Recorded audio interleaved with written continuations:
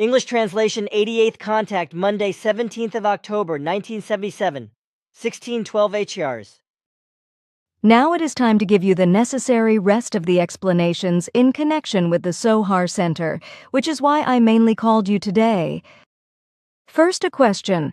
Have you already written down the necessary explanations on your part? No, I just have not had time yet. I had to set up the center, install some electrical equipment, paint the lower room, and install the fans. That was necessary, but you should have done your other work. You should refrain from any manual work in the construction area, etc., because this can be done and executed by group members. It would be nice, but unfortunately this is not the case, which is why I have to do certain tasks myself. I understand, but are you still able to do the necessary work? Time will be very short for you. I know, but I will make it. If you say that, then so it is. Good then. For now, I have to tell you that from next Thursday, the 20th of October, no one will be allowed to enter the Sohar Center except those who are supposed to be there. But these people should again stick to the time set for them and not enter the center at other times. In the night, from Wednesday to Thursday, we will decontaminate and cleanse the whole center, after which it may only be used within the limits of the data given to you. However, this does not apply to you, so you may use it for yourself at any time at your own discretion. This is possible for you through your blockade, through which you are able to prevent the release of your energy and thoughts to the outside world. And what about the lower space of the center? Also, nobody should be present there outside the given times or not even enter the room, because all the power dissipations also penetrate from there upwards into the actual center. Too bad, because I wanted to write the contact reports in that room in the future, if you send them to me in each case. I also thought that this might be a good place for certain explanatory conversations regarding meditation and other spiritual scientific matters, for which my office is not very suitable, because noises, telephone, and other things are always disturbing. I mentioned earlier that the prohibition of unauthorized entry has certain guidelines, so the Sohar Center should only be entered at certain times by those who are authorized to do so. However, I also explained to you that you may use or otherwise enter the center at your own discretion if you deem it necessary. This also means that you can write down the transmissions of my reports there uninhibitedly. For discussions and conversations that you want to have in the lower room of the center, you must make sure yourself that the swinging waves and radiations of your interlocutors do not spread and do not penetrate upwards. Easily and quickly said, but how can I do that? I would not know how to do that. I will teach you about it this week and call you to a contact specifically for this purpose, but it must not be written down. Kitsal is also working on a protective device for a surveillance disc that will shield the upper room from the lower one in the future. Okay, then it will work. Sure, but now listen to what I have to explain to you. Especially 2 of the group members have not progressed in any wise so far in evolutionary terms that they could find entry to the Sohar Center. For the time being, they still have to make very deep efforts in all matters, as our analyses have shown. It is very unpleasant for us ourselves, but it is not within our power to change these concerns in favor of the 2. This means for them that in the future they will have to engage themselves in the most rigorous measures in the concerns of the teaching and acquire the necessary knowledge. Until this has been done in good form, they may not enter or use the center. This is Conrad, who can work out what is necessary until about March, April 1978, if he makes an honest effort, but this raises certain doubts, as with Hans and some others, because their senses are increasingly contrary to the mission. Adolf must also be mentioned, who is only out for profit, and who is still very far behind in all respects and needs, at least until the early autumn of 1978, to make up for everything if he strives for it in a very strict form. That is bad news, but I guess I have to accept it. But what about everyone else? The given data apply. Good, and what about the starting time? I thought that the first time should only be about 15 to 20 minutes. That one should stay in the center.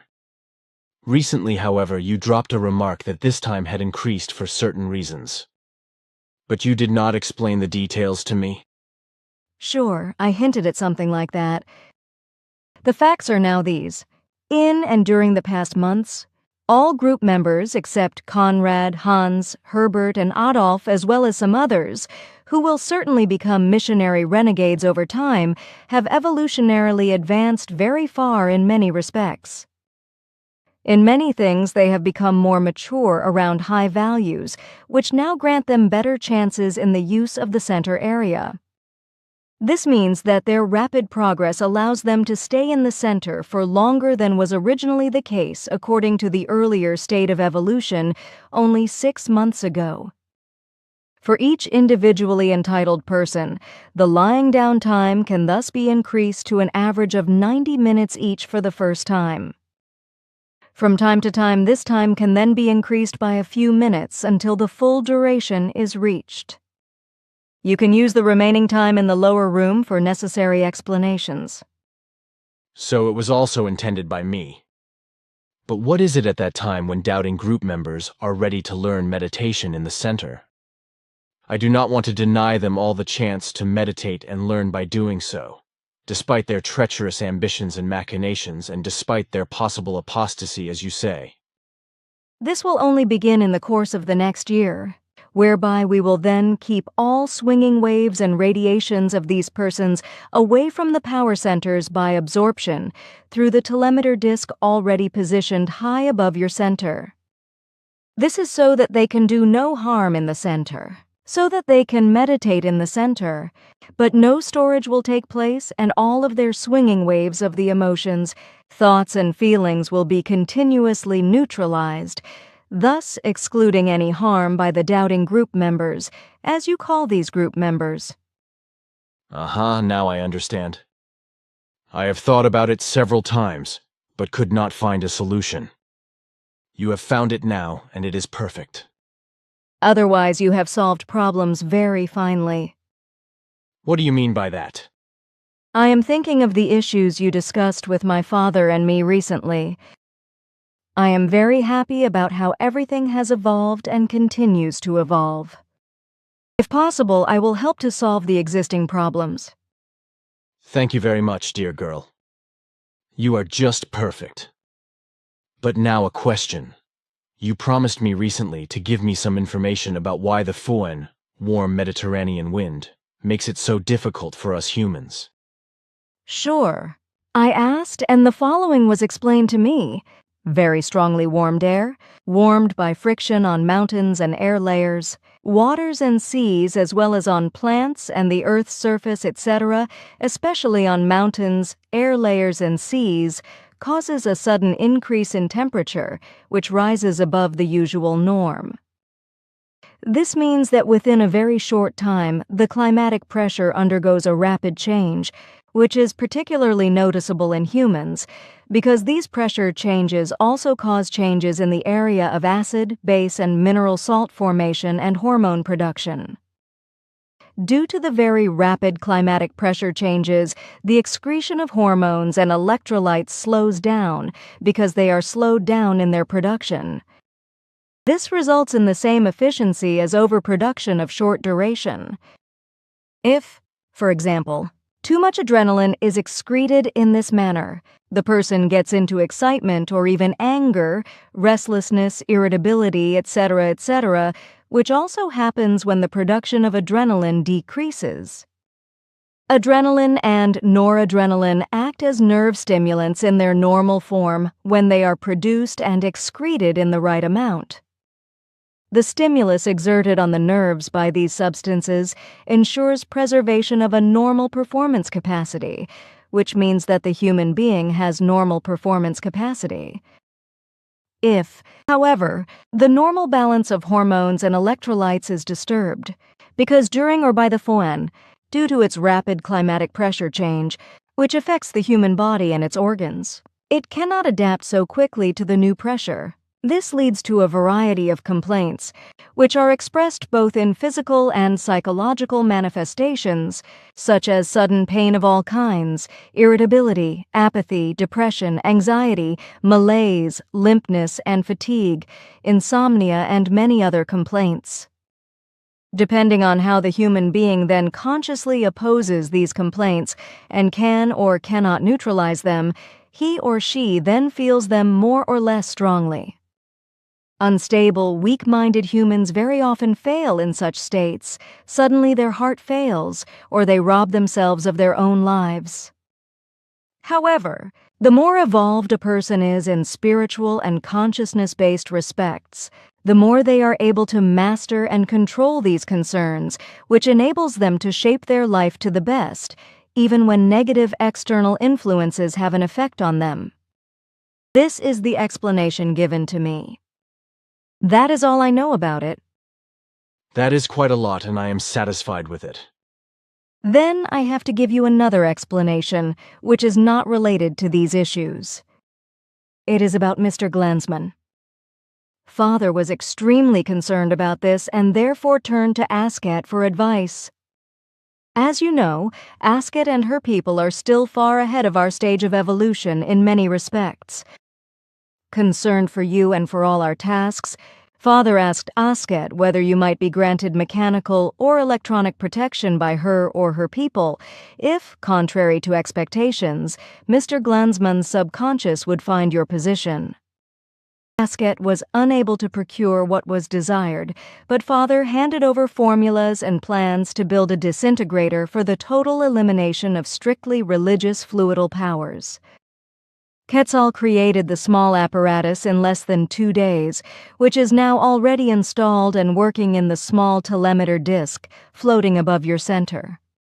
Should something be done against you in this direction, then you may be unconcerned, because all powers would be totally eliminated before they even came within your reach. I do not know what a disintegrator is. It does not interest me either, but I think it is fantastic that Ptah was able to do that. He relieves me of all sorts of worries. Please give him my heartfelt thanks. Ah, yes, what I wanted to say. I promised some lectures in Cloten for a school. You know... It is about 30 kilometers away. I know, but I am still worried. I will take care of myself. I am convinced of that, but it worries me. Nevertheless, I do not want to advise you against it. Just be very careful. That is what I will do. Ah, what I wanted to ask. What is the point with Coney that he is not far enough along yet? I mean, where is the problem?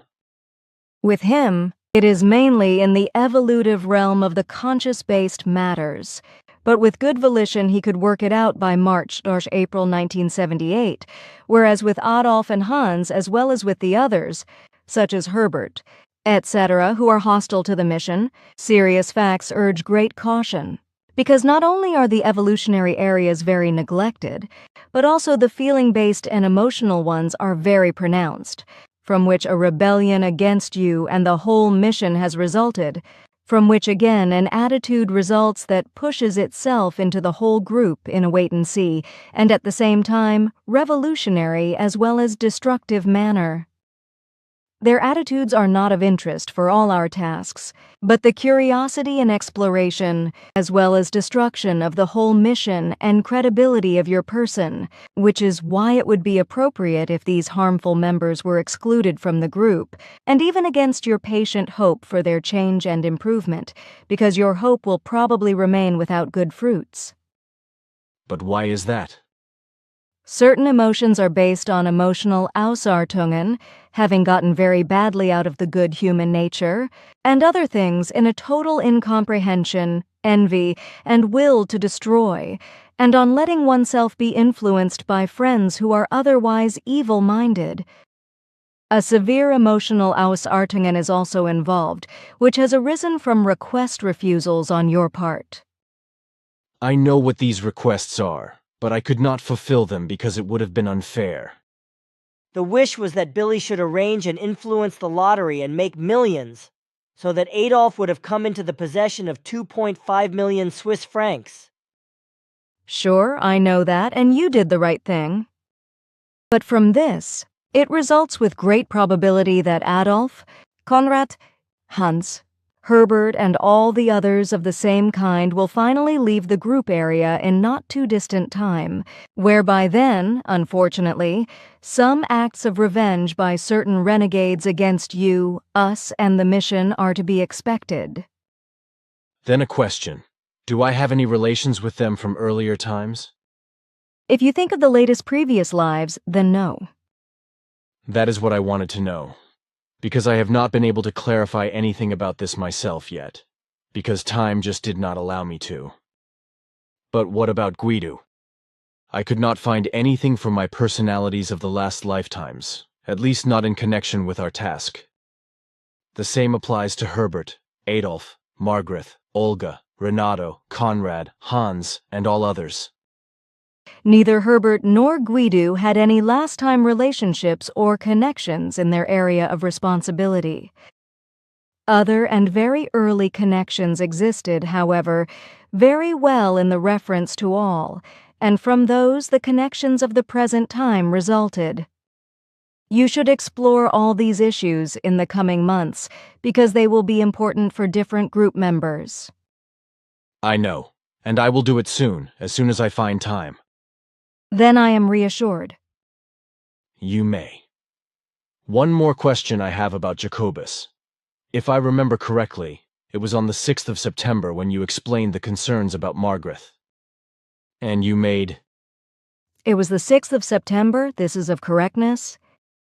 Well, you explained privately and outside the contact report that Jacobus was also in some mess with his thoughts, and now he wants to know what it is about, because, as he says, he cannot make sense of it any more than I can. I do not understand. I must have misspoken when I said the name Jacobus. But you actually mentioned this name. That is very unfortunate. I got confused if it is what you say. I was talking about Adolf at the time, but not about Jacobus. Then the case is solved. Confusions with names can happen. Sure, but I am still sorry. I ask that Jacobus please be lenient, because we are also subject to mistakes and sometimes become subject to errors and mix-ups. I am sure he will understand that and will not hold it against you. And while I am at it, surely you know about the terrible theater that is currently running again with a German Lufthansa plane. They have again hijacked a vehicle and also murdered a man in it. Do you have any idea how these things will develop? Sure, because we follow these terrible concerns very closely, only I am not allowed to give information about them, neither about this case nor about all the many future ones. This is because it would jeopardize the good outcome of the events. Too bad, but now I already know enough, at least that this hijacking ends well. But can you perhaps tell me when this present airplane theater will come to an end? If I keep silent about it for so long and hold back the reports for this time? I can probably tell you about the end of the present event if you keep silent until the early hours of the morning, because until then, things have been decided for the better. Of course, I will keep my mouth shut until then. And besides, I will probably sleep in the morning hours. Sure, listen then. Germany's government has not remained idle all this time, as was generally assumed all over the world. Serious plans were worked out in secret, but they can only be realized if silence is kept in the strictest form, which is why a strict news embargo was imposed, which will continue into the early hours of the following night. The fact is that the government of Germany has drawn up liberation plans for the hijacked aircraft and is implementing them the following night at midnight. The German government trained a special unit over a long period of time, soldiers of the so-called border guards, who are supposed to intervene in terrorist acts and break the terror. A large part of this special unit is already on the scene of the coming events, namely in Mogadishu, Somalia, where they will carry out a surprise attack on the hijacked aircraft at midnight local time and bring the aircraft into their possession. With new weapons, these special unit soldiers will take the criminals in the aircraft out of action for seconds in order to open the aircraft doors in a flash action in order to enter. There will be a short fight in which the criminal kidnappers will be killed. To my knowledge, only one criminal has a chance of survival. Of course, injuries to air passengers and members of the special forces cannot be avoided, but they are unlikely to be killed. These are the events that will take place this night in Mogadishu, in Somalia, and it will be the end of this kidnapping. That is very good news. But how will things go with the murdering bunch in Germany, where they are in prisons and are pressing to be released? The decision will also be made for them this night. Several of them will not experience tomorrow's day anymore because the main ringleaders will fall victim to a liquidation, which will be controlled from outside the prison. Prison internal forces will carry out the liquidation and present everything as suicide, while in reality only 2 of these criminal elements will carry out such an attempt, the outcome of which we do not yet have a precise analysis of. 3 main ringleaders, however, will certainly be killed. And who are these? A woman named Gudrun Enslin, then a man named Andreas Bader, and another named Raps. It is these 3 who are liquidated. Interesting, albeit unfortunate events. Certainly, and things will take even worse forms in the future. I can imagine that. Let us not talk about it anymore, because this barbaric action of the Earth humans is horrible. Unfortunately, you are right. You have progressed with your work in every respect to our satisfaction. In the name of all of us, I would like to praise and thank you. All of you have performed extremely well and have made a very conscientious effort to do everything except those who, well, you know already. Thank you. I am sure everyone will be very happy about that. They all may be greeted by me in deep love. Thank you. They will be happy about that too. Only I cannot really enjoy myself because I am simply worried that you want to give these lectures in Cloten. Can it not be taken on by someone else? I do not know who could do that. Please make an effort. Someone will surely be found. You would relieve me of a very disturbing burden. Is it really that bad? I really care a lot. I want to see if something can be arranged. Thank you very much. Now I unfortunately have to give you a message which is not very pleasing. According to the latest analyses, a demonstration with our beam ships must, unfortunately, be excluded for the time being. This is due to the fact that in particular group outsiders, but also some group members, believe themselves to be privileged in matters of demonstration. Also, the erroneous opinion has arisen from the mission-leaving and betraying members that we must make not only our ships, but also ourselves noticeable or visible as proof of our existence. We cannot meet these unreasonable wishes in any form because they run counter to the meaning of all our tasks. We have no reason to show ourselves to Earth humans in any of the desired forms, nor will we do so under any circumstances. Through our actions, by demonstrating our ships to various group members and non-group members, the belief has arisen that we must continue to do this, and even do it in increased measure, on the one hand as an obligation, and on the other hand as thanks and proof of existence on our part. And as explained, some believe they have a privilege, but this cannot be the case at all. These confusing wishes and demands force us not to announce any official demonstration in the future, or even to hold one. Only strictly in the area of the honest internal group are still some few exceptions to be made, here and there. By the way, neither us and our ships and our existence are of importance at all, but only the task we all have to fulfill. We cannot allow that by the mentioned wishes and demands new idolizations and idealizations arise, which would inevitably lead to a new religion, as this has already happened many times. I have been thinking something like this for a long time, and it was an easy thing to find out the result myself. Sure, but now I have to leave again. Goodbye, dear friend. Goodbye, girl, and warm regards to everyone.